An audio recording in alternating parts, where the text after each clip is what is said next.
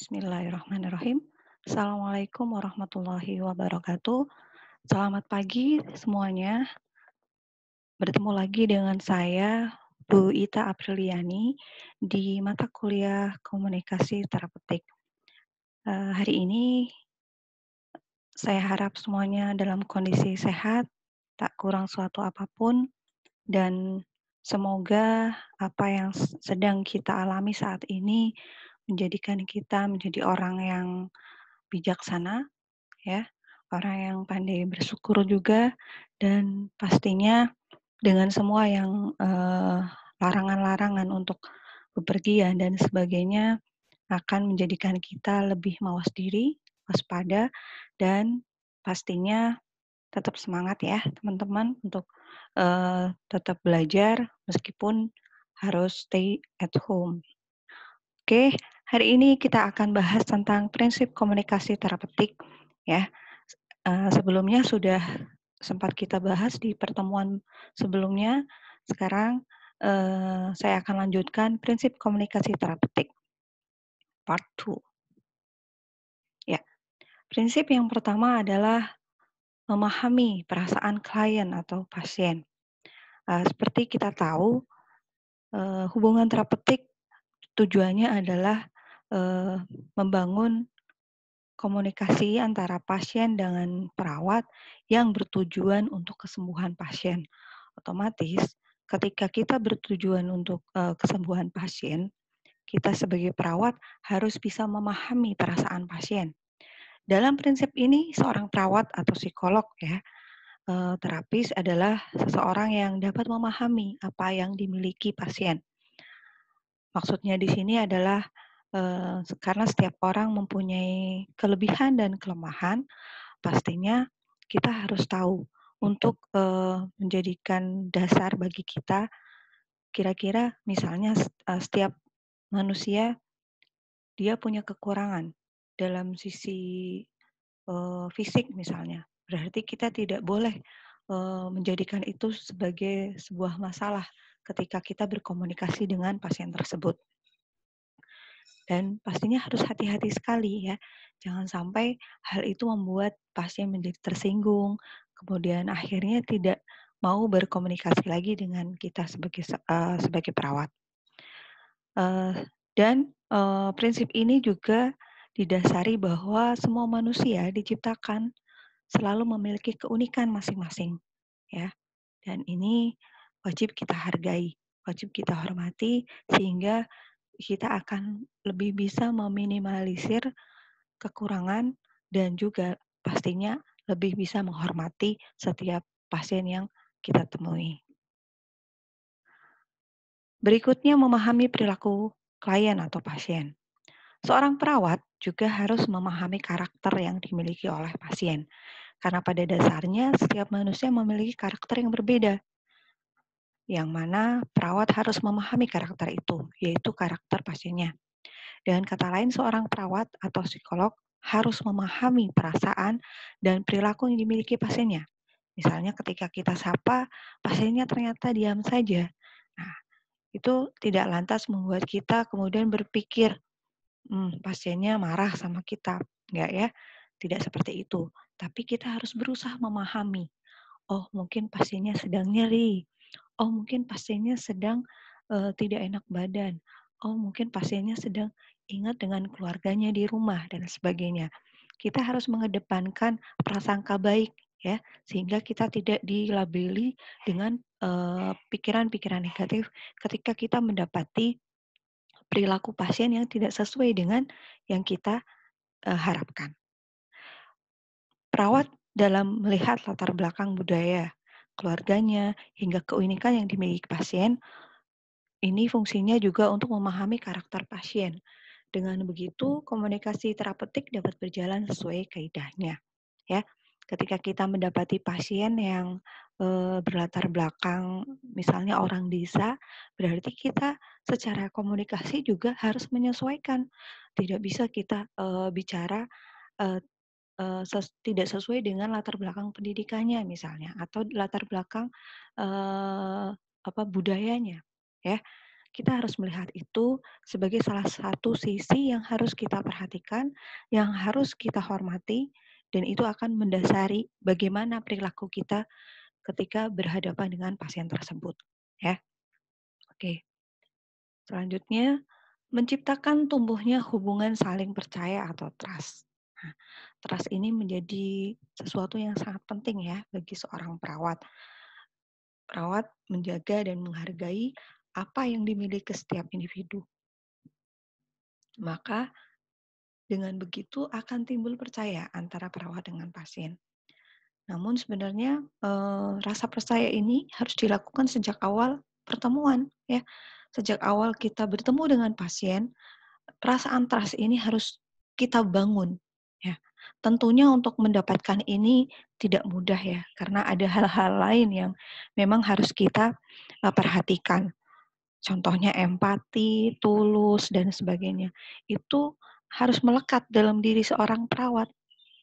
Ketika kita berhadapan dengan pasien, kita memang harus dalam kondisi siap. Sehingga apapun respon yang diberikan pasien ke kita, kita sudah menyiapkan feedback atau umpan baliknya sebaik mungkin. Sehingga ketika kesan pertama, kalau ibarat kata kesan pertama itu begitu menggoda, itu memang betul. Karena dari kesan pertama itulah pasien kemudian akan lebih trust. Pasien bisa menyimpulkan, oh ini perawatnya baik, oh ini perawatnya tulus, oh ini perawatnya empati dan sebagainya.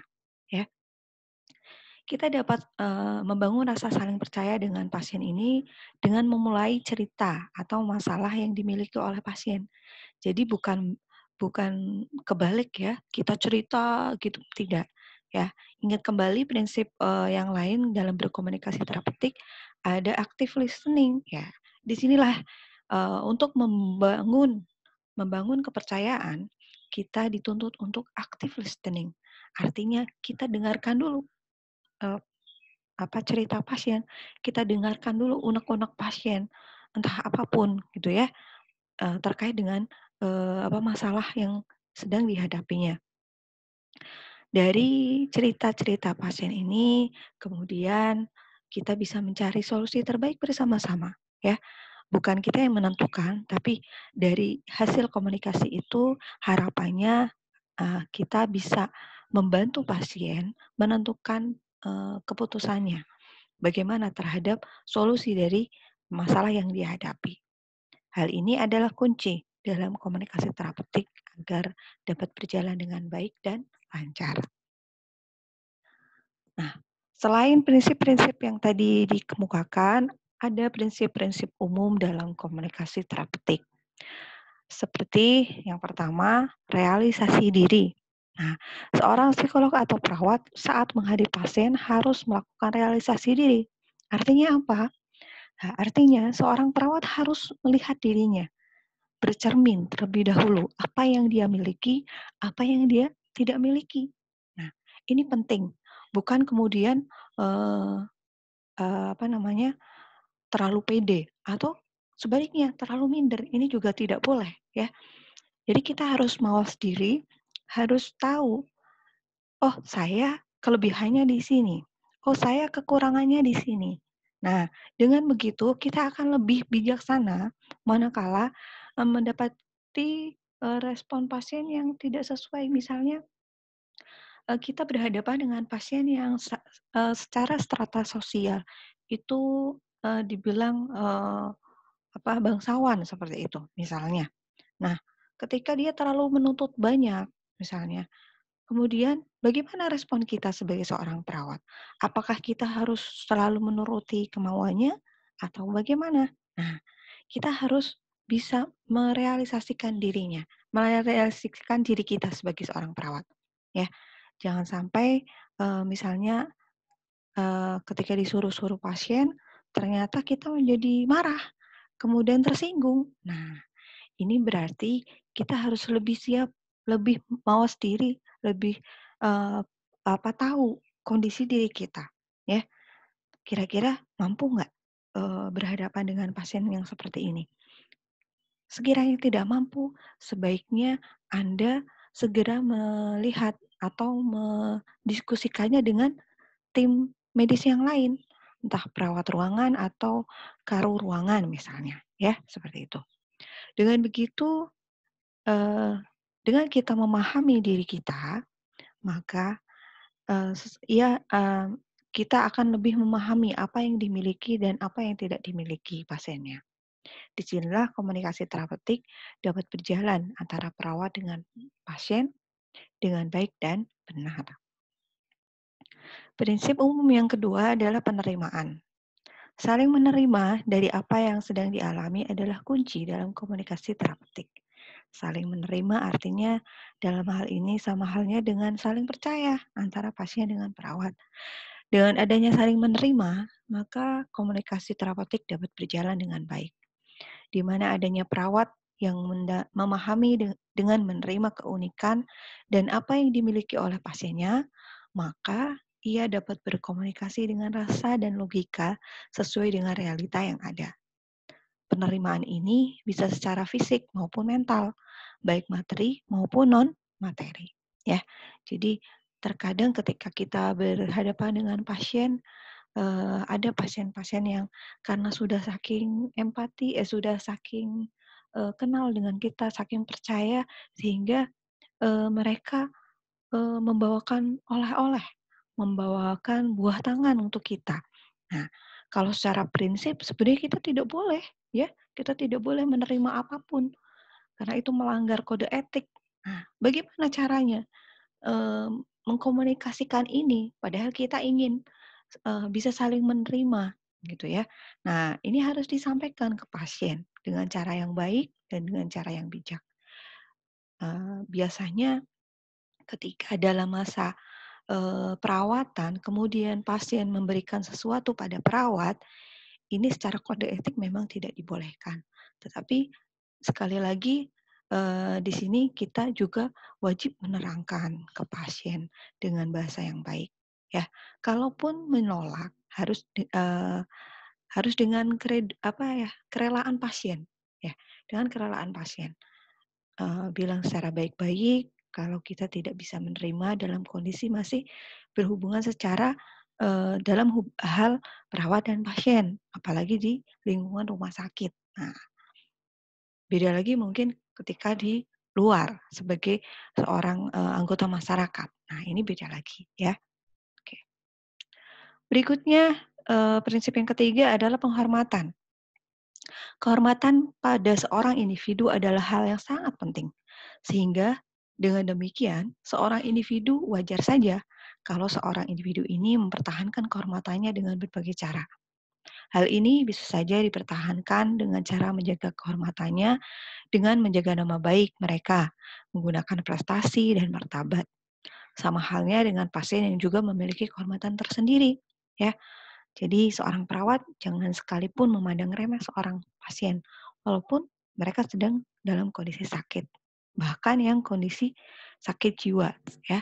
Nah, bicara komunikasi terapeutik, kita akan lebih dekat manakala berhadapan dengan pasien gangguan jiwa. Meskipun secara fisik mereka baik-baik saja, tetapi secara mental ada gangguan. Nah, bukan berarti pasien-pasien dalam kondisi gangguan jiwa ini lantas tidak kita hormati hak-haknya. Justru kita harus lebih care ya, karena mereka dalam kondisi handaya, tidak berdaya dengan sakitnya, tidak menyadari bahwa mungkin ketika misalnya seorang pasien gangguan jiwa eh, apa BAK sembarangan, kemudian kita marah-marah karena menganggap itu tidak benar, melanggar kesehatan dan sebagainya. Nah, kalau seperti itu berarti kita sudah melanggar, tidak menghormati, ya, tidak memberikan penghormatan pada pasien. Nah, hendaknya meskipun pasiennya dalam kondisi gangguan jiwa, kita tetap harus menghormati, ya, dengan membimbing, memberikan perhatian, ya, bagaimana dia harus bersikap selayaknya orang yang tidak gangguan jiwa. Meskipun dalam kondisinya, realitanya mereka dalam kondisi gangguan jiwa. Ya, seperti itu. Prinsip yang keempat, perubahan. Perubahan ini, terapeutik dilakukan dengan tujuan bahwa adanya perubahan dalam diri individu setelah melakukan komunikasi terapeutik, ya. Dikatakan komunikasi terapeutik itu berhasil manakala ada perubahan setelah pasien dan perawat melakukan komunikasi. Misalnya, yang tadinya pasiennya tidak mau minum obat, ya, setelah berkomunikasi dengan perawat dengan prinsip komunikasi terapeutik yang diterapkan oleh perawat pada pasien, lantas si pasien ini mau minum obat dengan teratur. Nah, ini bisa menjadi indikasi bahwa komunikasi terapeutik yang dilakukan perawat dan pasien ini berhasil. Ya, pasien yang tadinya merasa rendah diri, maka dia dapat menjadi percaya diri setelah berkomunikasi dengan perawat. Pasien yang tadinya suka narkoba, maka ia bisa menjauhi narkoba secara perlahan setelah berkomunikasi dengan perawat. Dan masih banyak perubahan yang lain lagi yang bisa kita ambil contoh dan itu menjadi indikasi, ya. Ketika perubahannya itu ke arah yang positif, berarti komunikasinya berhasil. Kemudian prinsip yang ketiga adalah hubungan manusia. Hubungan antar individu adalah hal yang sangat penting dalam komunikasi terapeutik. Dengan adanya hubungan antar individu ini, maka proses komunikasi terapeutik bisa berjalan dengan baik dan benar. Teman-teman bisa bayangkan ya, jika seorang perawat yang tidak memiliki hubungan yang baik dengan pasiennya, bagaimana seorang perawat bisa mendapatkan data, mendapatkan mendapati keluhan pasien, ya. Apalagi untuk kesembuhan pasien, pastinya komunikasi itu menjadi hal yang sangat urgent. Pada pasien dengan penyakit kejiwaan, pasien yang mengalami kekosongan atau gangguan pada jiwanya, maka hubungan manusia ini sangat penting untuk dijalin. Maka dari itu perlu adanya hal yang baik dalam lingkungan sekitarnya. Hal ini, hubungan yang baik dengan individu lain adalah salah satu faktornya. Maka dari itu seorang perawat haruslah menjaga hubungan yang baik dengan pasiennya. Ya, seperti itu. Berikutnya yang keenam, keterbukaan. Ya, open. Dengan menggunakan komunikasi terapeutik, maka seorang pasien dapat belajar dan memahami bagaimana menerima dan diterima oleh individu lain. Komunikasi terapeutik ini jenis komunikasi terbuka atau harus adanya keterbukaan antara pasien dan perawat. Ya, pastinya untuk mendapatkan banyak hal dari pasien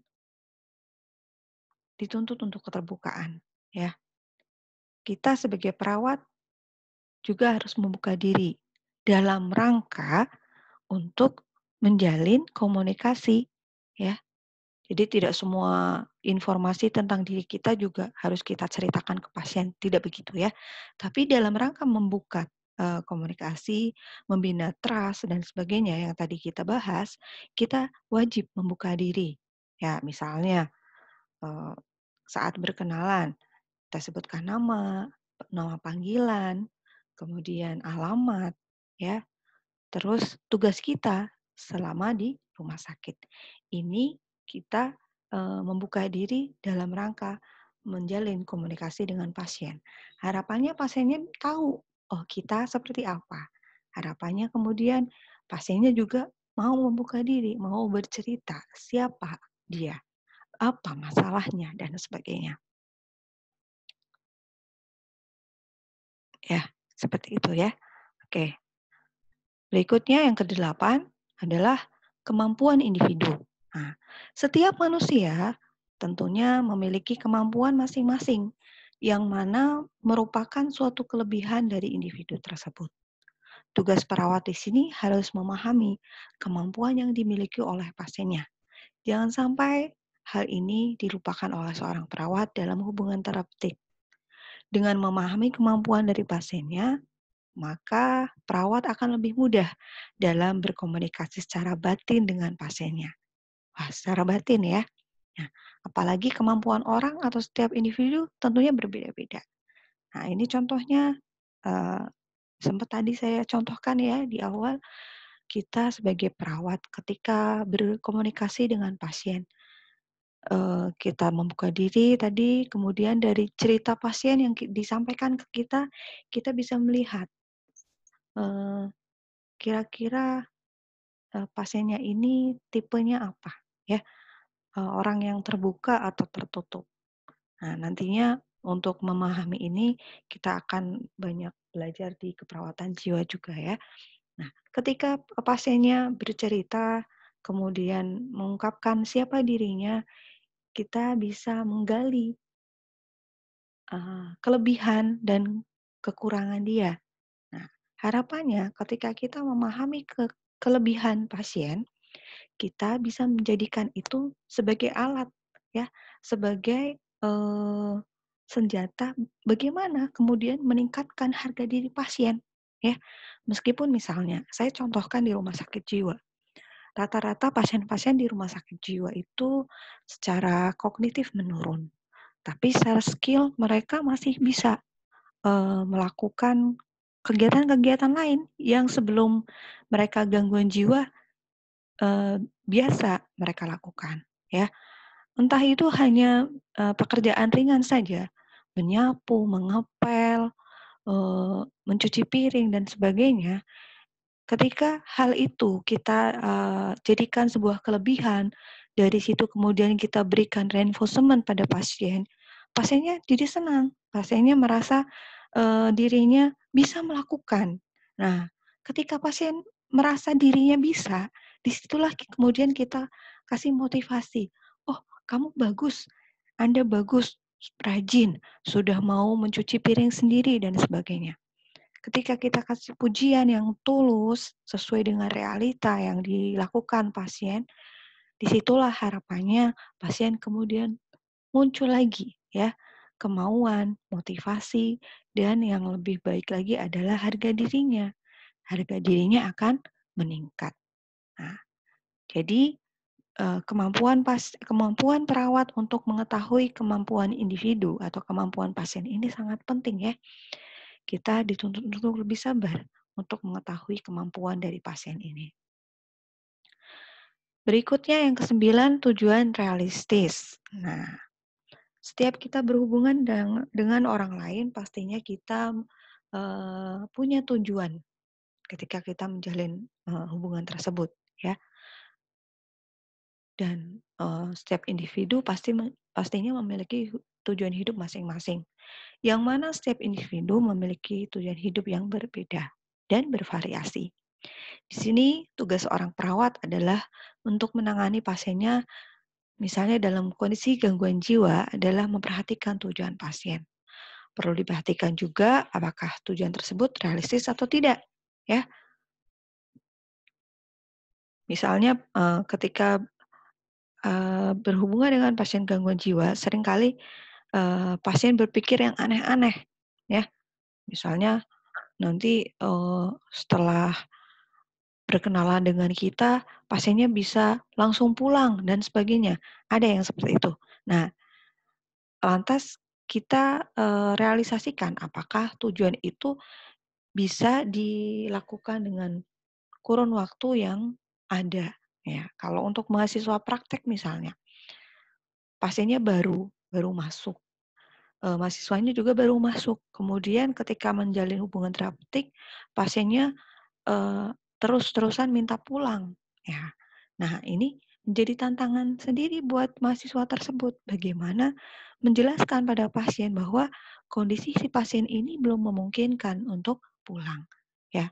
Tentunya dengan penjelasan yang masuk akal dan disertai dengan, fakta kondisi pasien saat ini. Nah, dengan begitu ketika kita mewacanakan tujuan yang realistis pada pasien, harapannya pasiennya juga akan mau lebih kooperatif dengan tindakan-tindakan yang dilakukan selama dia di rumah sakit. Selanjutnya, yang terakhir adalah lingkungan sekitar. Ya, dalam berkomunikasi terapeutik, pastinya kita harus memperhatikan lingkungan sekitar. Sebagai seorang perawat, kita juga perlu memperhatikan lingkungan sekitar. Karena bisa saja gangguan kejiwaan atau gangguan fisik yang dialami pasien disebabkan oleh lingkungan di sekitarnya. Nah, misalnya keluarga, kerabat, atau teman. Saya contohkan untuk kondisi sakit jiwa, banyak sekali pasien-pasien yang masuk ke rumah sakit jiwa, ternyata ketika digali, ketika kita kaji masalahnya, oh ternyata dia ada masalah keluarga. Nah, ini harus kita sadari bahwa manusia itu dipengaruhi oleh lingkungan. Ada 3 prinsip komunikasi terpetik lainnya sebagai berikut. Yang pertama, ramah, kekeluargaan, dan cinta. Keramahan kita, memberi senyum dengan tulus, dan menganggap pasien itu seperti keluarga, serta sikap penuh cinta kita akan sangat bermanfaat bagi kesembuhan pasien, terutama bagi mereka yang mengalami gangguan jiwa. Oke, ya. Seberapa pentingkah komunikasi menurut Anda? Ya, ada quote yang bagus yang saya ambil di internet. Waktu memang abadi, tapi manusia tidak. Oleh karenanya, tetap jalinlah komunikasi yang baik dengan orang-orang yang kamu sayangi. Terima kasih untuk perhatiannya. Semoga bermanfaat. Jika ada kekurangan, saya mohon maaf. Dan jika ada pertanyaan, bisa kita diskusi di forum diskusi di Skalsa ini. Terima kasih. Assalamualaikum warahmatullahi wabarakatuh.